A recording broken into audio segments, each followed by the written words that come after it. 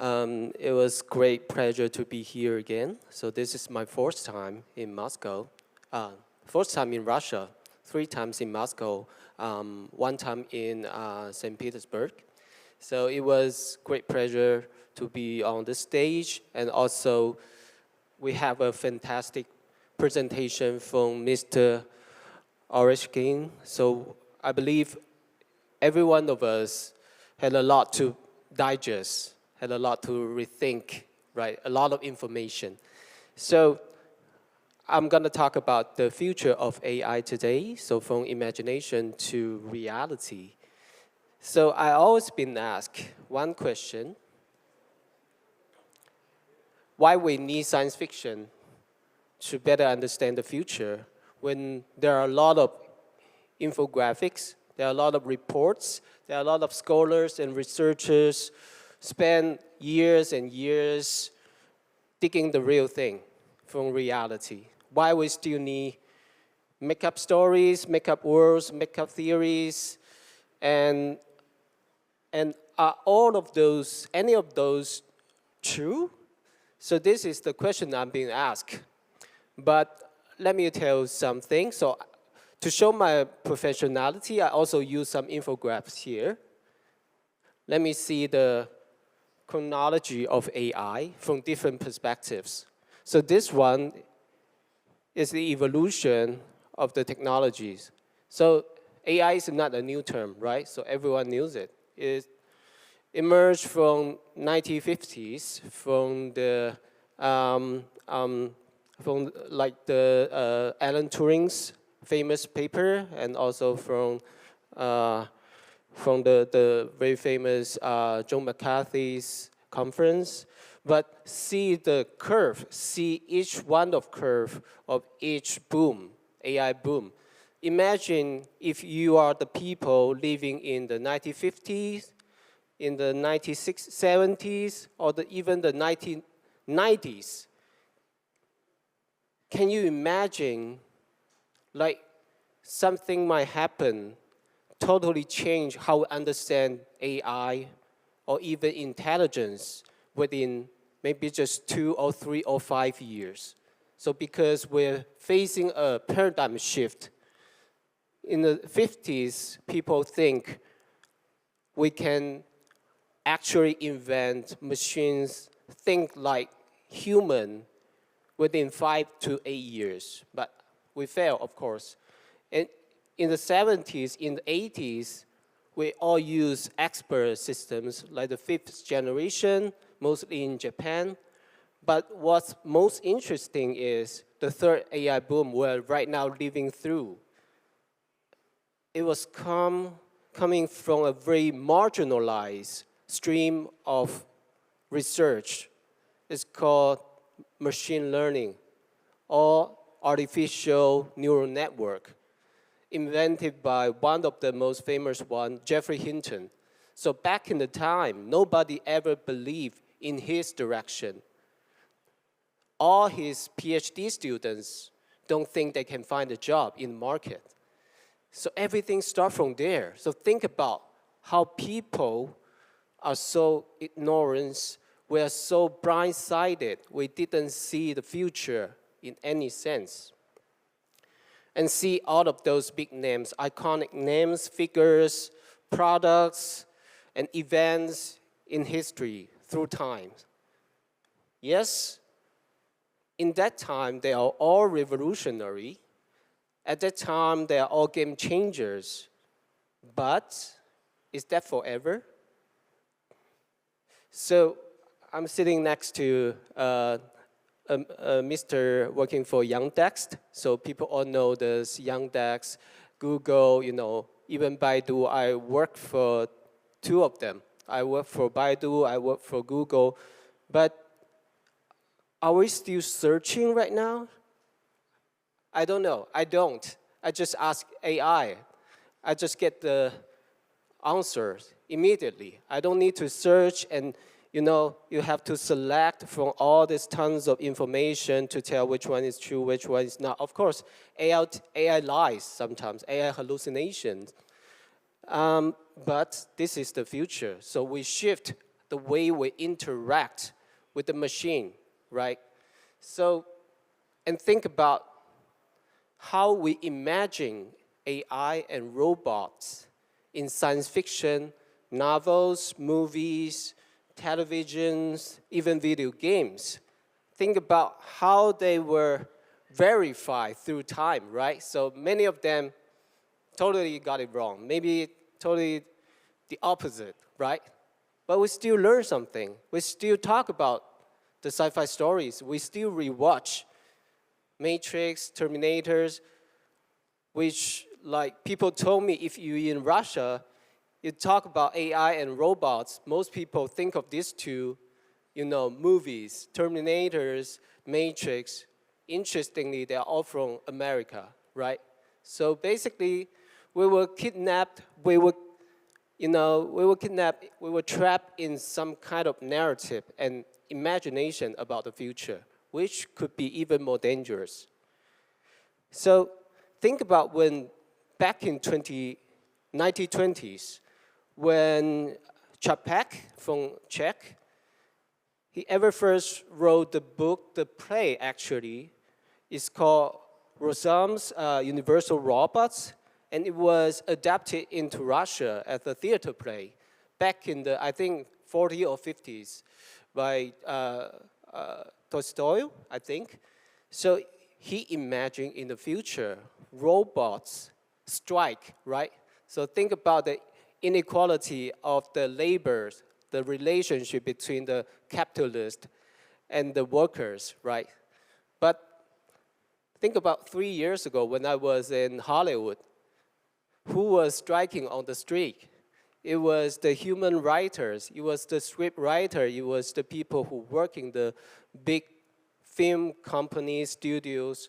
They think they are losing their job because all these big companies using AI to replace their positions. So basically, you know, the writer make things wrong, opposite, but he captured the nuance, he captured the authenticity of the power dynamic. So the power dynamic will exacerbate through time because of the acceleration of the application of technologies such as AI. And think about when Asimov first invented 3 laws of robotics back in 1942. So we all know it's not true, right? It's not there. It could not be hard-coded into the algorithm. It couldn't prevent machine from doing any harm to human beings, right?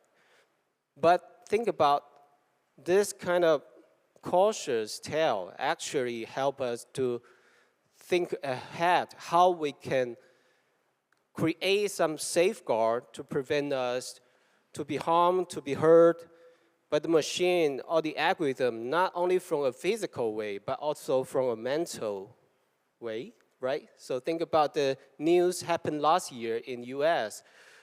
A 40-year-old boy suicide because he was in a romance relationship with character.ai. And he decided to give up his life. And his mom suing the AI companies, and the lawsuit is still ongoing. So whose responsibility is this? It's happening now, it's happening here and there because people misunderstanding the relationship between human and the machine. So this could be even more dangerous ever. And think about the alignment issue. We're talking about alignment all the time, right? We're talking about AI should be aligned with human value, human ethics, human beliefs. But think about back in 1968 when Stanley Kubrick, actually my English name after him, Stanley, I named myself. He first ever portrayed this killing AI on the screen. So when the human astronaut tried to shut it down, it actually, the AI actually singing a lullaby to try to persuade, to convince to the astronaut that it has some kind of human emotion.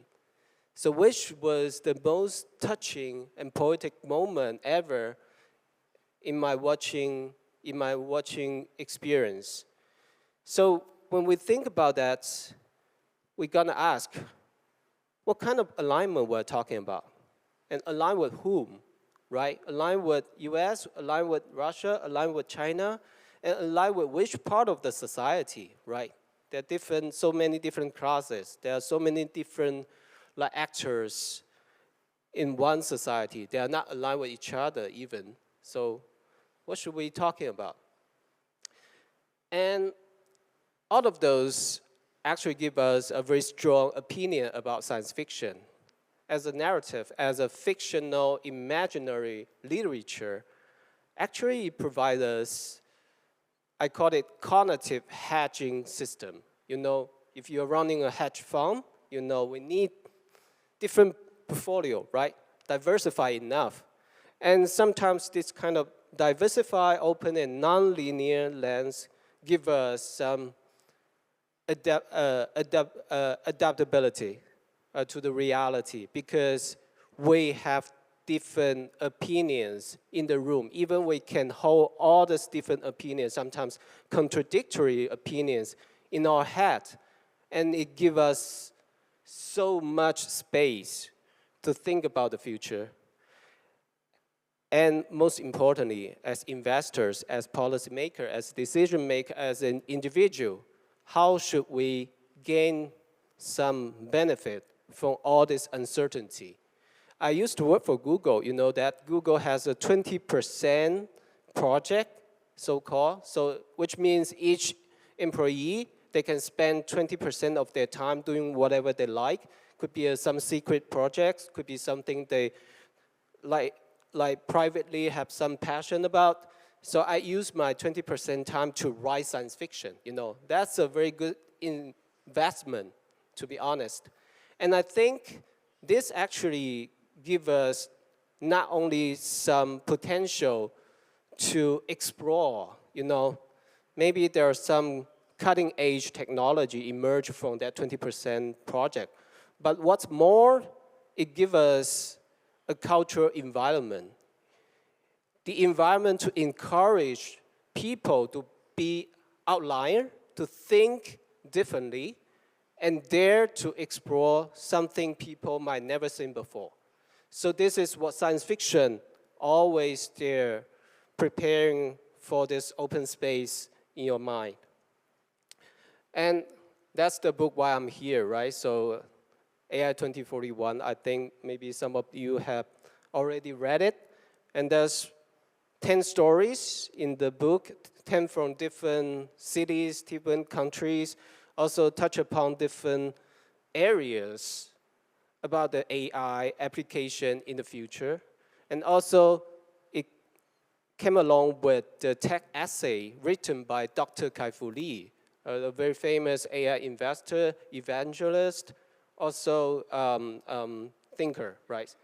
So interestingly, when we read the book right now, because it first came out in English back in 2021, now it's already 5 years. So how many books can stand the test of time for 5 years when you're talking about AI, things accelerating, evolving so quick? So when we reread the book, you find a lot of details, try to predict the technology. We got it totally wrong. For example, GAN, G-A-N, we got it totally wrong. Right now we have diffusion model, we have some other more physical fundamental models rather than that. But when we try to capture the humanity, mostly we got it right. So I'm sorry to say that, but Dr. Lee's, his part might seem a bit outdated right now, because a lot of technology we're talking about is upgraded already. But think about the questions, think about the scenario, think about the education, think about the relationship we mention and discuss in the book. They are still valid, and they are even more relevant right now, because it's the reality we're living right now, every day. So you can see this, I call it like potential corn here. So you can see there are many P's here. There are possible worlds, there are plausible worlds, there are probable worlds, projected worlds. And what's most important is the preferable worlds. So usually science fiction was always considered to write about the possible world or the plausible world. But to me, what's more important is science fiction should be constructively, guiding people to imagine the world we try to build, we try to live in, we try to create for our offsprings, for our future generations, which means we try to write about the preferable worlds.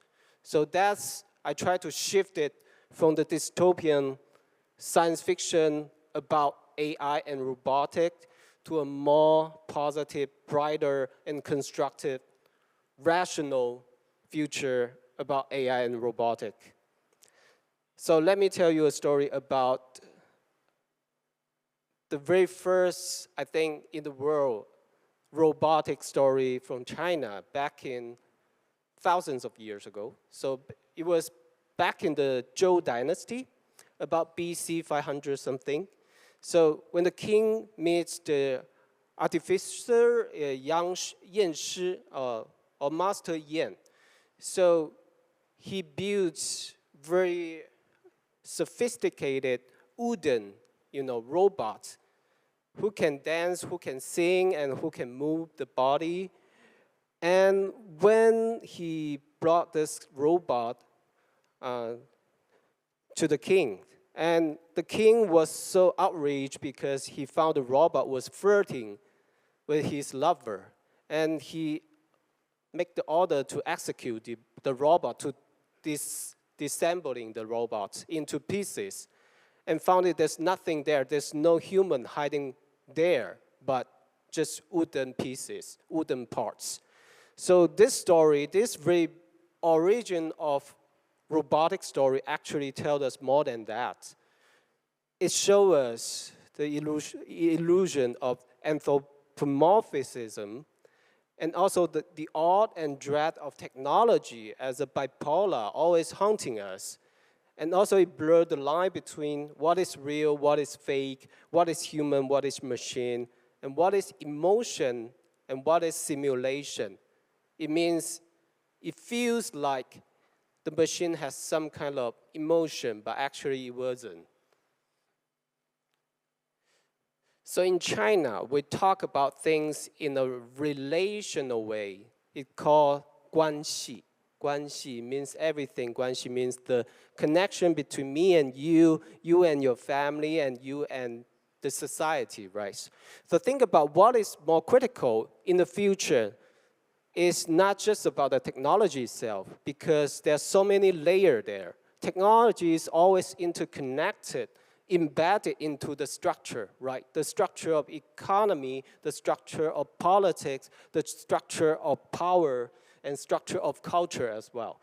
So I just make this infographic. So I use some of the sci-fis, maybe it's too tiny there, you couldn't read it, I'll read it for you. So there are definitely different kinds of, different pattern of human-machine power dynamics there. The very low, the yellow line there is human extinction pattern, which represented by the Terminator. It's easy to understand, right? So the x-axis is like human baseline is the intelligence level, and the y, the horizontal x, is the time. So you can see that, when machine intelligence reach certain level and human intelligence or even the population was suppressed. And secondly, you can see this yellow, not the yellow, the green one. Green one was represented human battery form, the matrix, right? So it means like human was trapped in this simulation created by the machine. So it just extracted the energy and resources from human beings. But you can see the small spikes there. It means the reset of the system. There are 6 times of reset, which represent the Buddhism, reincarnation in a way. So this is all very, religious. Human extinction represent the Christianity, imagination of the world. And there's also machine slavery or revolution, which represented by Westworld and the Blade Runner, and even the Detroit Become Human, which is a video game. So it means like human enslave the machines. At certain point, the machine awakening, and they decide to fight back. They decide to revolution, uprising, and this is all the bad things happen. And what is the key factors here is the memory.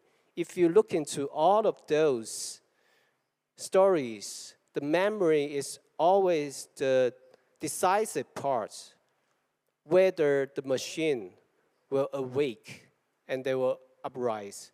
So this is actually what the industry are doing right now. Like the Google's latest news paper is talking about the nested memory of human could be represented in a machine way. So this is very, very critical part of how should we or could we build up an AGI. So memory matters. But think about all this. Think about all these narratives. Actually, could that just be a mirror to reflect our own anxiety, our own paranoia, our own fear, or even just ignorance? So think about all this human extinction mode, think about this machine slavery revolution mode. It just like distracts us from the fact that we still treat millions of humans as disposable, disposable extension of algorithms. And even worse, the platform already mine our data and attention every second. It just excuses refusal from changing it. And also, even the symbiotic society mode, which is currently emerged, it was relatively new. It's talking about human and AI can live all together in a harmonious way. But is that really possible? If we just repeat, if we just copy the hierarchical structure of the reality into the virtual one, can we really build that kind of utopian world? I'm highly suspicious. So we can see this imagination forms narratives, and narratives shape reality. So we're living in this kind of polar crisis, and what's most important is we're also living in the crisis of lacking imagination. So we are trapping this old, westernized, even sometimes very capitalistic imagination of AI-human relationship. Can we tell the new story about AI of the future? This is the question I throw to the audience, and maybe you have some question for me afterward. This is my latest book, just got published in Chinese last year, and it will be translated into Italian, French, and Spanish. I hope it will be translated into Russian as well. So it's talking about the future, climate change, geopolitics, conflicts, but what's most important is the new kind of AI emerge from the trash, from all the trashy data human deleted, from your cell phone, from your laptop, from whatever in the cloud. You think you deleted, but actually you're not. So think about all this trashy data emerge some kind of I call it large, intelligent, lunatic agent. So it's not aligned with human at all. It's irrational. It's intuitive. Even it's kind of, hilarious. So it tried to unlearn all this trauma and all this, stigma taught by the human, and try to dehuman-centric the value and expand to other species, even the whole planet. So it tried to learn from the planet itself. So by the end of the story, it creates a planetary sensory layer, which, like the neocortex of our brain, outside of the planet Earth. And it not only just to look outward, but also look inward, which means self-observation, and create this kind of complex, recurring feedback loop. So what is the human function in this loop? So it tried to create this game. So Lila in Hinduism actually means divine play. So it tried to create this gameplay with each one of the actors in the network in a heuristic way, which is there's no purpose. There is no objective functional optimization. There's no linear way to explore to get a certain answer, but you just play the game and you will learn it. So after all of this, I try to tell you what we see, the AI, the robots, from all this narrative, from all this information, actually just recognize ourselves from the mirror of the otherness, which was from the very beginning of modern science fiction, from Mary Shelley's Frankenstein. So it reflects our fear and favor bipolar. It reflects our zero-sum phobia. It also reflects our human-centric blind side, and also our dark forest paranoia. So all of those you can read, you can think, you can feel from all these sci-fi stories. And I think what is the real question here is not whether we can make a better AI, but how can we become a better human being? I think only by doing that, the AI is learning us, right? We're training AI with all of human data, with all our interaction, with all of our behavior, discourses, emotions, even belief. So only if we become a better human being altogether, across all the boundaries, we can teach and we can nurturing the AI to become even divine species in the future. So there are 3 quotes about the future I try to end my speak today. The first one was from William Gibson, the author of Neuromancer. It was a quite capitalistic one. He said, the future is already here, just not evenly distributed, which we all agree, right? But it doesn't help anything at all. And the second one from also my favorite author, Ursula Le Guin, the author of the Left Hand of the Darkness. She was an anthropologist. She said, the future is already full. It's much older and larger than our present, and we are all the aliens in it, which means we are all captured, we are all, kidnapped by all these old narratives, old imagination, old discourses. We're trapped in old framework.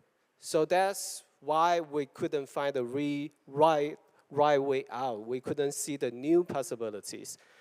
And the third one was for myself. Sorry, I have to list myself there.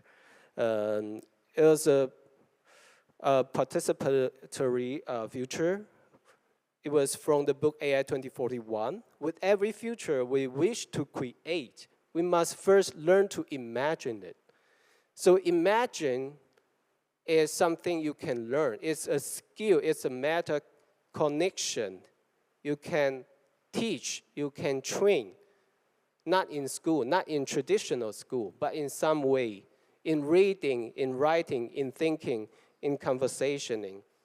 So if we think about how to transform the educational system to adapt the AI reality, I think this is what should we try to focus, not the conventional knowledge, skills, know-how, experience, but the new way of navigation. Navigation of all the latent space, all the potential spaces, and the skill to learn.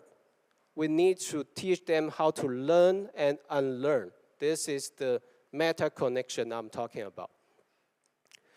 And that's all I want to share you today about imagination and the AI. Thank you so much. Thank you.